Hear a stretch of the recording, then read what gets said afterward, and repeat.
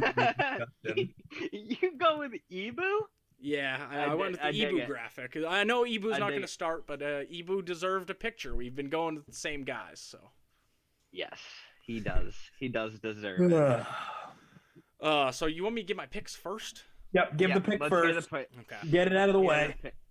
I have a first pick, a bit of a weird one. Over 10.5 corners, plus 105. We're rooting for corners in this one. These teams are number 1 and number 2 in overall corners taken this year. I think both of them will be trying to win this game, so with that pressure, I think there'll be a little bit more corners than the first match. The first match, there was only 7. I think we do get over the 10 mark in this one. I feel like it would just be it would be kind of corny of me if I didn't take the Liverpool money line. I think the Liverpool draw no bet is probably the safer option. Because realistically, like if I had to pick a result in this game, I would probably say it's a draw. I feel like a lot of times when City and Liverpool play, when there's a lot of build-up, which I know is like every time they play, but really when it seems like the stakes are higher, it always ends up in like a 0-0 draw or something boring, and it's like a snooze fest. Or a 2-1 win. Fair. But I could see that happening, and then for the last 6 or 7 games of the season, it's still that like title clinching kind of feeling where it's like we feel like we're going through hell every week. I could totally see that happening, so a draw isn't out of the question. But like I said, it's corny of me if I don't ride with Liverpool. Liverpool money line also is plus 235, which is ridiculous.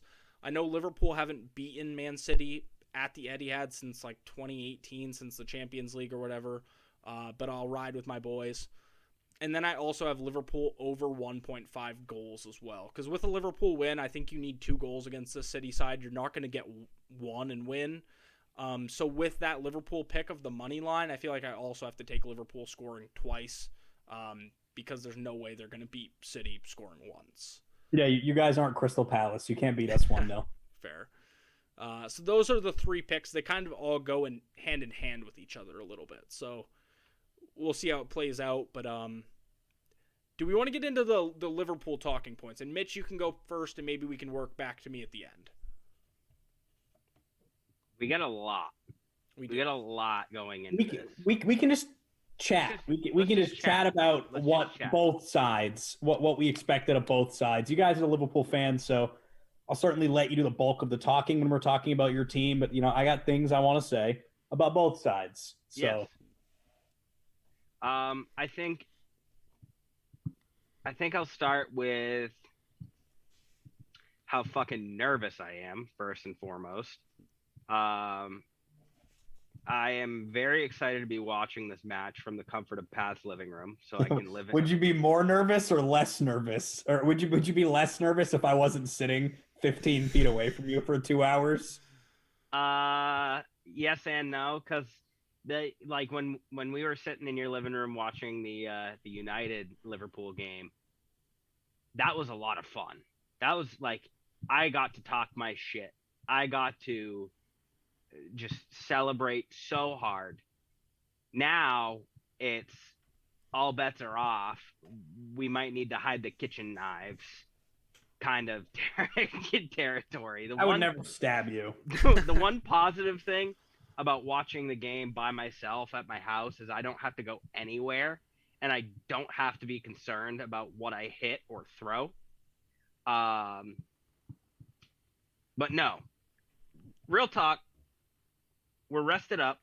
We don't have a lot of injuries, if any, just knocks here and there from playing quite a bit. But I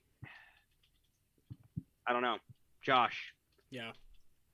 I think, like you said, no injuries. I like that Salah, Mane, and Thiago all played just an hour at Benfica. Mm-hmm. I think that was smart from Jurgen. Kind of shows his hand a little bit to who he's going to play. As well as Ibu playing, I think that shows his hand that Matip is the definite starter as Virgil's center back partner. It's going to be a real nervy game, isn't it? I feel like the first 30 minutes, it's no one's really going to show their hand in terms of like on-field play. I think after that it might break down a little bit and we'll see some real action, but we'd be lying if we said it's easy to predict these games. we never can predict them accurately. It's because when you have world-class players like that, anyone can kind of make a difference with one kick of the ball. It's going to be a tough one at the Etihad, but ultimately it's going to decide the title. I think there is something special about this Liverpool side. We've been saying it all year. It feels like there's trophies in them. If Liverpool are a team that's going to win another Premier League trophy with fans in the ground against the other best team in the world, they're going to win on Sunday. And I'm backing them to do that. Pat, what do you got over there? Okay. So, we'll go logistics first. Sitting here without Ruben Diaz, I think it's unfortunate. I would like both sides to be top going into this. I like that you guys have no real injuries. So when we beat you, you can't have any excuses. We've been weird in front of goal. Some games where we're hitting for a lot, other games we're not. A lot of time it's been like 2-0, 2-1. And that's just, a product of not having a recognized forward in the side, really. That being said, Kevin De Bruyne is hitting top form right now. He just scored his, I believe it's 10th Premier League goal last week against Burnley. He's playing super, super well. And a determined Kevin De Bruyne is as scary, in my opinion, as an angry Mohamed Salah. When he wants to win a game, he will take a game by the scruff of the neck and he will win it. We've seen that in the Champions League last season. He won us a ton of games in that run to the final. We saw it against Atletico Madrid. His, him and Foden, individual quality, just making the difference, winning a really tough game. I think our defense has shown that it's not as shaky as it has been in the past. I think we're getting better at controlling the counters and successfully implementing that high line. And I think that's a really big key to victory. If City are going to come away with 3 points, is minimizing how quickly Liverpool can get out when they break, because Liverpool will break. They will get forward on the counter. They're too good to press into oblivion like some of these bad sides. They will break the press and they will get forward and they will break the lines. It's how well do City minimize that? And I think if Atleti are anything to show by it, we have that quality to pin a team back and make it really tough for them to get out of their own half. And I think this game is really going to come down to the first goal. I know it's maybe a little bit of a cliche to say, but in big games especially, if City don't score the first goal, they very rarely go on to win the game. And I think Liverpool have that quality to come back. So I think City getting that first goal is even more important to set them up to control the game and be able to play their game with a 1-goal cushion. So I think if City score early, they're in a really good place to take the 3 points. And last note is I think Phil Foden has to start the game. Yeah. He's shown time and time again this season that he is a big game player. He's up for these ties that really, really matter. He was really up for Liverpool, the 2-2 we had earlier in the year. He was really up for the most recent Manchester derby. He was up for that game we finally won at Anfield. Granted, no fans, end of a COVID season. It's like, I'll count that as like half a win at Anfield. When we beat you with fans, I'll be happy about it. But he gets up for these games. He was big in the Champions League last season. He came off the bench against Atletico Madrid at the midweek, made an instant impact in like under 5 minutes, assisted De Bruyne for the first goal. So he has to start the game 100%.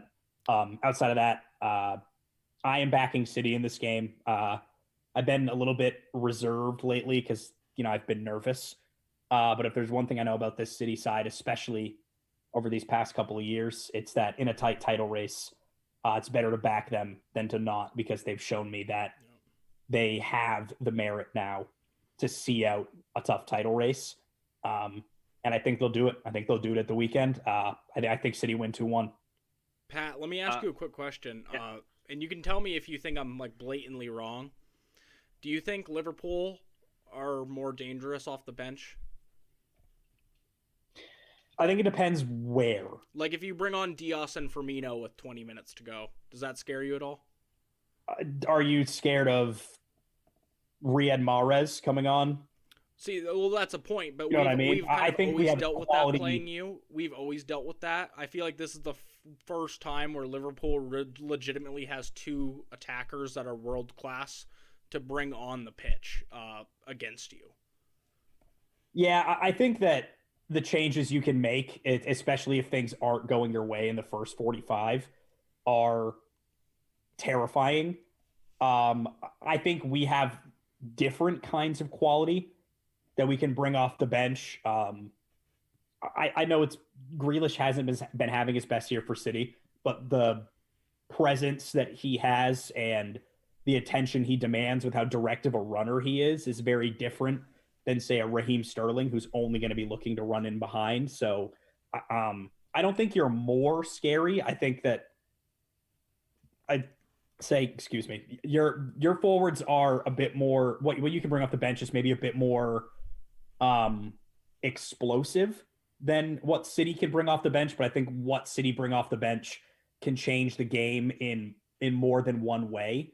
I think Firmino is definitely a different type of player. Yep. But I think if the game is just screaming out for another wide player, Diaz for Salah and Mane is more of a like for like change.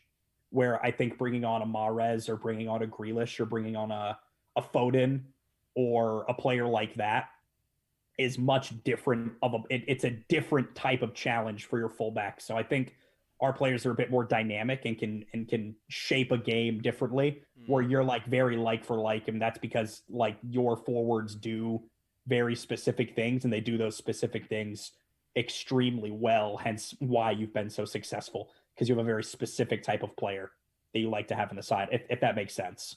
Yeah, no, totally does. I think it's just the first time we've had this much depth like in a game against you. Yeah. The only other thing that I really kind of wanted to point out is that I do think this game could come down to goalkeeping. Just has that feeling that it could be like a big save that really does it, or an error.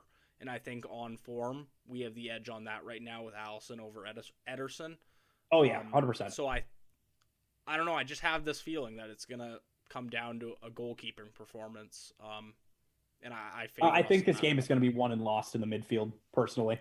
Well, that's true too, because they both play so high lines that it's ultimately going to be a pass or kind of succession of passes that is going to lead to a goal.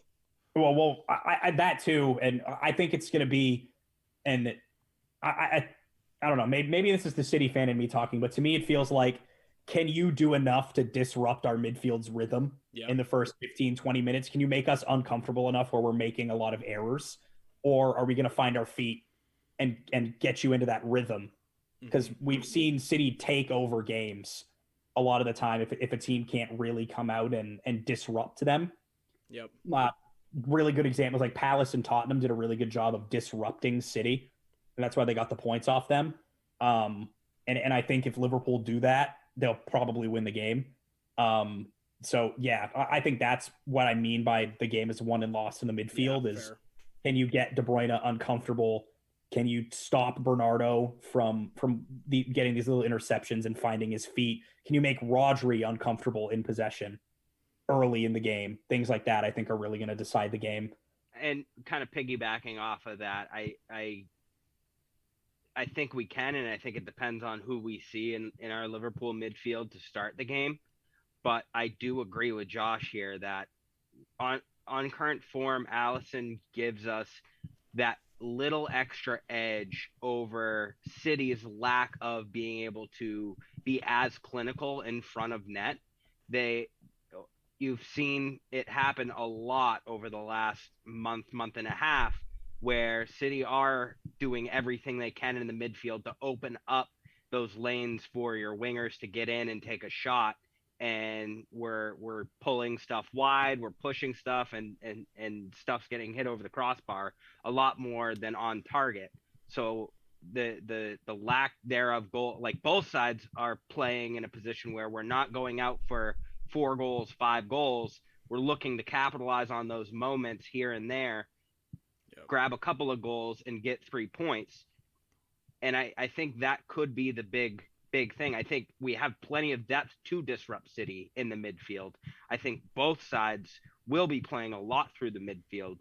But I think when it comes down to those moments when you work in the midfield, go to capitalize on a mistake and get into open play, who's going to be the ones finishing the goals? Yeah, that's a good point, Mitch. I'm actually just looking up something really quick because I'm trying to remember who we started in that first game. I just want to see the lineup we had.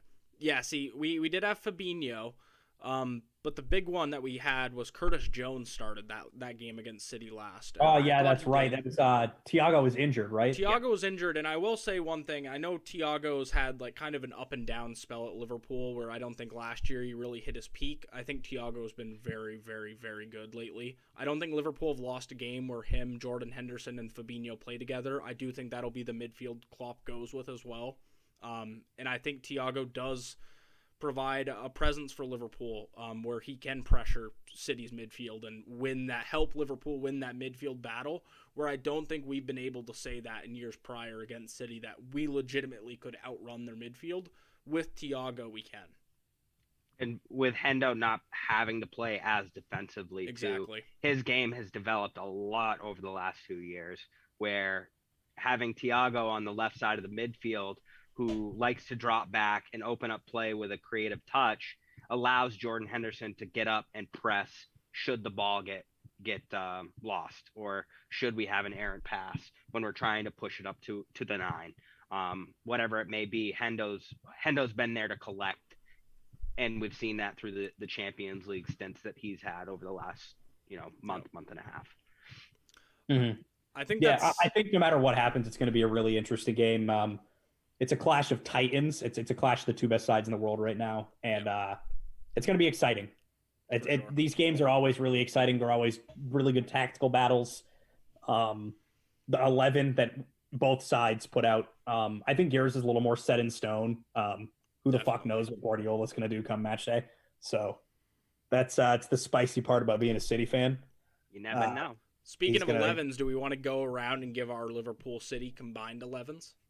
Yeah, do you want to just go in order? We have them on the paper here. Sure.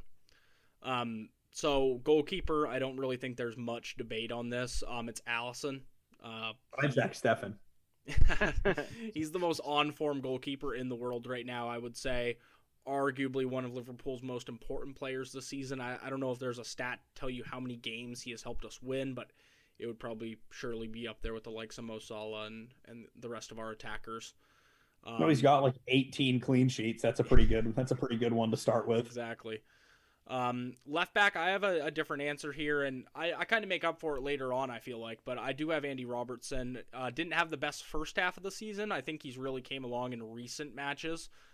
We saw his corner delivery, which I think has been much better in recent weeks. We saw that against Benfica, putting one on Konate's head. I just think he's been really good. There's definitely an argument for Cancelo here, but I'll take Robertson. Van Dijk and Diaz in the middle. Obviously, Diaz isn't playing this game, so you could throw either John Stones or Joel Matip in there if you want to count like active players. Trent on the right, really no debate there.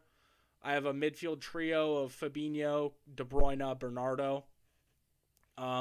Again, no arguments in that for me. I think Fabinho's kind of just by far the better CDM than Rodri. Yeah, I'm going to argue that when it gets to my turn. Fair enough. I think Rodri's the best DM in the world this season. I think they both play huge parts for our team, and it's hard for us to see kind of how the other one would be better because we both just see like, oh my God, he's the most important part of the spine for our team, and it's the same thing for both of us. And then my top three, I have Salah, Jota, and then Foden as my left winger. I think he's just been a little bit more consistent probably than Sadio Mane has been this season, and I think he scares me a bit more than Mane scares Man City, if we're being honest. It's fair. I was conflicted with that. I'll jump into my team and we can chat. There's very few differences, I will say. In goal, I have Alisson. He's my player of the year candidate right now. If it came down to voting today, I would vote for Alisson for PFA player of the year or whatever fans can vote for. EA Sports player of the year. No. Shit. I don't know. Yeah, I don't know. I would vote for Alisson. I'd have Cancelo at left back. I think him and Trent have been the two best fullbacks in the league this year, bar none. Cancelo's done, like 60% of his work on the left. He's a winger. That's also a very good defender. He plays inverted. I think he's phenomenal. And Virgil van Dijk and Ruben Diaz in the middle. With Diaz being injured, I would put Stones there. And then Trent, best right back in the world. Absolutely incredible. 12 assists from the fullback position, or 11 assists from the fullback position is just insane. 1v1 defending is a little shaky, but I think he's improved a little bit this year there. Barely. I will say barely, but he has improved a little bit. He's good. I like him a lot. I think he's definitely, he feels like a generational type of player in that position. And that's the most praise I'm giving a Liverpool player today. Fuck you guys. Midfield, I have Rodri, KDB, and Bernardo. I think Rodri has been the best defensive mid this year, in my opinion. I think he's really stepped up. I think in possession, he's a little bit more comfortable than Fabinho on the ball. I think they're both just as good in the air.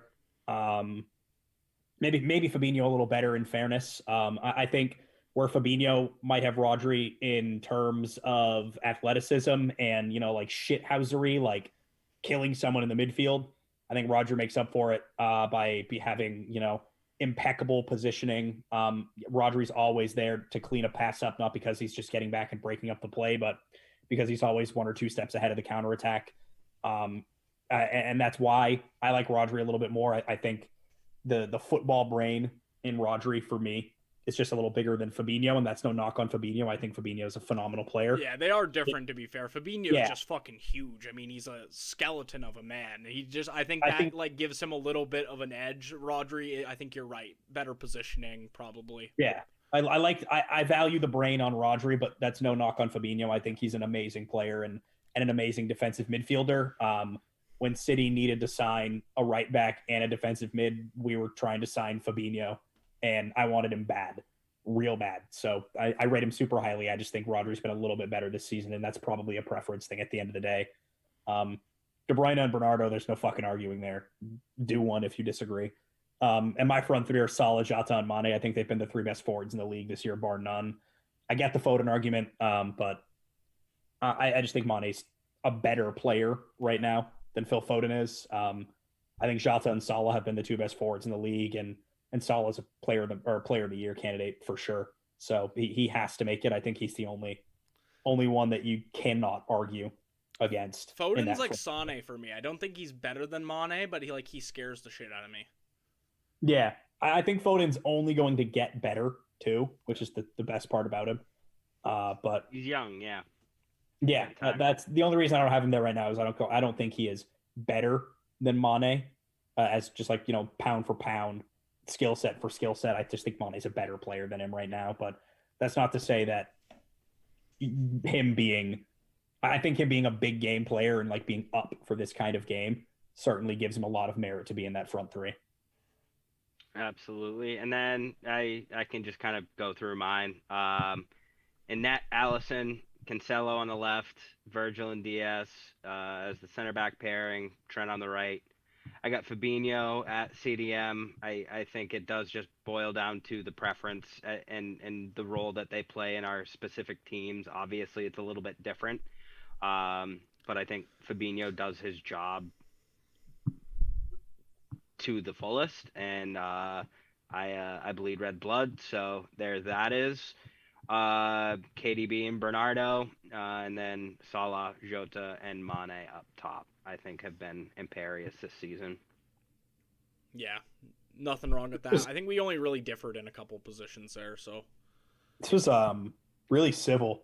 You probably could if you wanted to. It would be tough.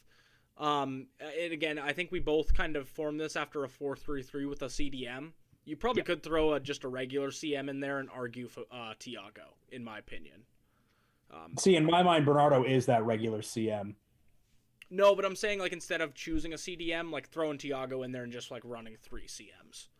That's fair, but I think Fabinho and Rodri are both better midfielders than Thiago at the end of the day too. Yeah. I think just on the season, like Fabinho and Rodri have done more and have been physically fit enough to play more.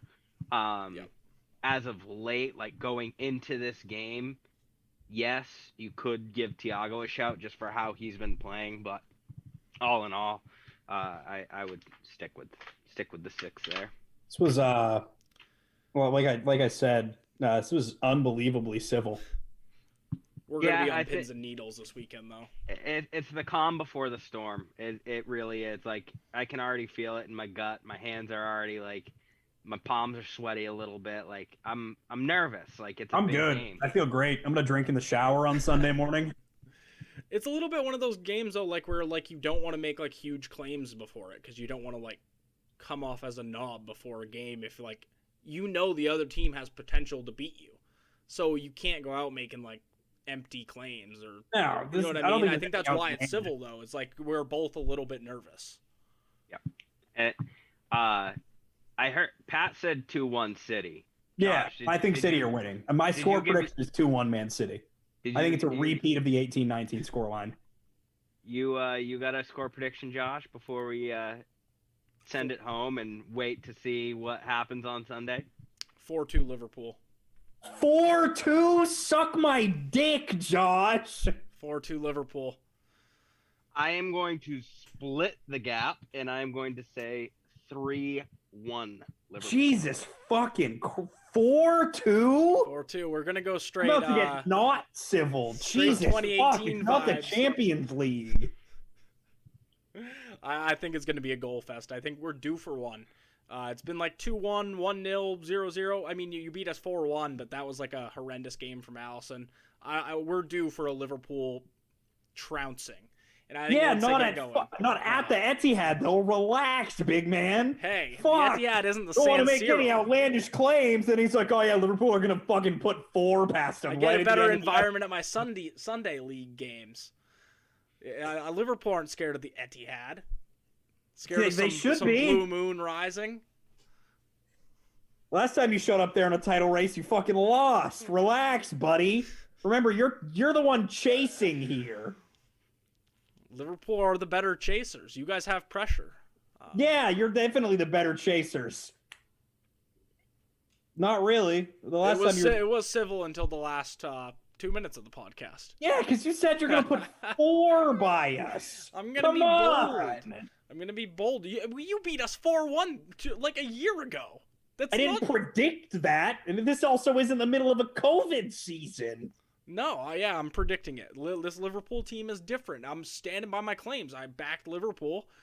Yeah, they are different. They can't bottle a title this year. They just aren't ever going to catch us. No, not true.